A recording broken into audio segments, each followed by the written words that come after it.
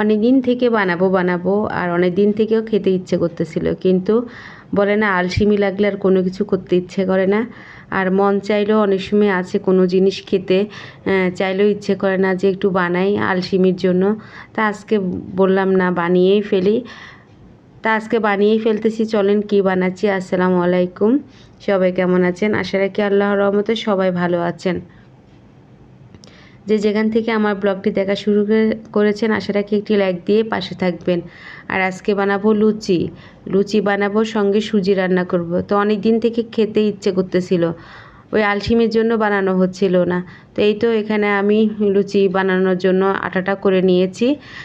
তো ছোটো ছোটো করে যতগুলো হবে ততগুলাই বানিয়ে নিব। তো হয়ে যাবে আমাদের 4 জনের। আর এখানে সুজি রান্না করার জন্য কড়াইও চুলায় বসাই দিছি।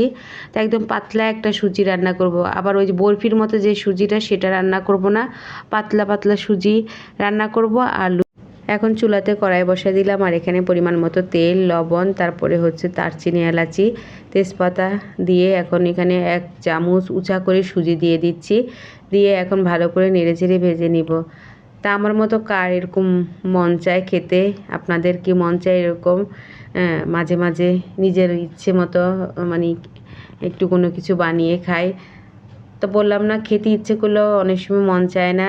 বাসায় সবার মতের প্রাধান্য দিয়েই সব কিছু তৈরি করি, কিন্তু নিজের যখন কোনো কিছু ইচ্ছে করে সেটা আর বানাতে একদম ইচ্ছে করে না। তা আজকে চিন্তা করলাম না বানিয়েই ফেলি। আর সবাই খেতেও ভালোবাসে বাসায় এই জিনিসটা। নিজের যেটা মন চায় সেটা আমার বাসার সবাই আবার খেতে ভালোবাসে দেখি, যে তখন আর কোনো সমস্যা হয় না। নাহলে আবার নিজের যেটা মন চাচ্ছে হয়তো আমি বানাচ্ছি আর সবার কারো খেতে মন চাচ্ছে না, তখন সমস্যা হয়ে যায়। কিন্তু দেখি যে না, আমার যেটা খেতে মন চায় সবাই বাসায় সেটা আবার প্রাধান্য দেয়, দেখে যে না এটাই খুব বেস্ট, এটাই খুব ভালো হয়েছে খেতে। তো এই তো এখানে কথা বলতে বলতে পানি দিলাম, দুধও দিলাম, চিনি দিলাম, সব কিছু দিয়ে এখন ভালো মতো আমি সুজিটা রান্না করে নিব।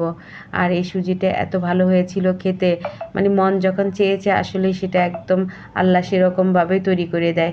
তো এখন ভালো মতো রান্না করে নিই, তারপরে এগুলা পিরিচের মধ্যে বেড়ে নিব।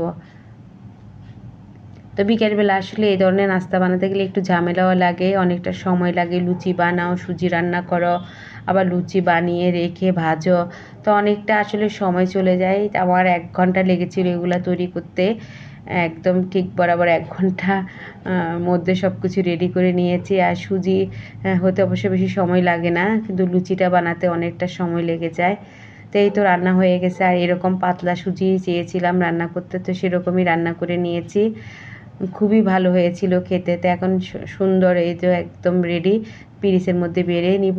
তো এখন সুজি এই তো পিরিচের মধ্যে বেড়ে নিচ্ছি। গরম গরম সুজি বেড়ে ফেললেই একদম সুন্দর পিরিচের মধ্যে জমাট হয়ে বসে থাকবে। আর কড়াইটা আমি আজার করে নিচ্ছি, এটার মধ্যে পুরি ভেজে নিব। একটু বড় কড়াইতে ভাজবো, তাইলে 2টা করে ভেজে নিতে পারবো। আর এই তো এখন সুজি বাড়া হয়ে গেছে আমার। কড়াইটা ধুয়ে সুন্দর করে চুলাতে তেল দিয়ে বসিয়ে দিলাম। আর এখন এই তো এখন লুচি ভাজার জন্য এখানে লুচির পুর করে নিচ্ছি। যে কটা হয় এক একজনের ভাগে যে কটা হবে সে কটাই ভাজি নিব, বেশি বানানোর দরকার নেই। যদি 4টা 5টা হয় তাতেই হয়ে যাবে। আর বিকেলে এত ভারী নাস্তা পেট ভরে খেলেও ভালো লাগে না, অল্প পরিমাণ খেলেই ভালো লাগে, টেস্টও লাগে।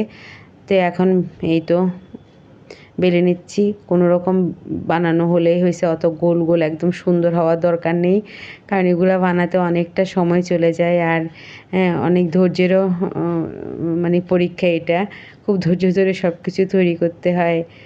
এই আর রাত্রে তো রুটি খাওয়া হবে, তো আজকে আর খাওয়া হবে না, কারণ এটা একদম ভারী খাবার। তো এখন লুচিটা ভেজে নিই, আর ভেজে সবগুলো আপনাদেরকে দেখাচ্ছি।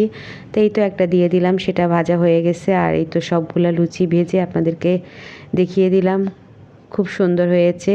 তো এখন আরাম করে একটু এসি রুমে বসে খাবো, কারণ অনেকটাই গরম লাগতেছিল, খুব গরম লাগতেছিল এগুলো বানাতে বানাতে। তো রেডি হয়ে গেছে আমার সব কিছু। তো এখন এসি রুমে বসে একটু আরাম করে খাচ্ছি, আর আপনাদের সাথে একটু শেয়ার করতেছিলাম। খুবই ভালো হয়েছিল লুচি সুজি। তা আশা রাখি ভালো লেগেছে। এখান থেকে বিদায় নিই, আল্লাহ হাফেজ।